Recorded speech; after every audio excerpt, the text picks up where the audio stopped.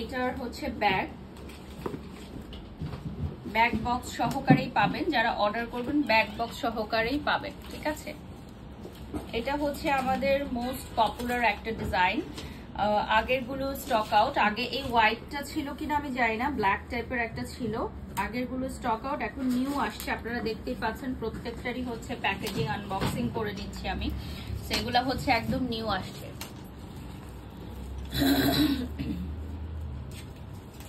আর রূপা আপু আমার পিছনে সময় নষ্ট করে, মানে আমার ক্যারিয়ার নষ্ট করার পেছনে যারা সময় নষ্ট করে, সেই সময়টা যদি তারা তাদের ক্যারিয়ারে দিত অনেক দূরে এগিয়ে যেতে পারতো, ট্রাস্ট মি।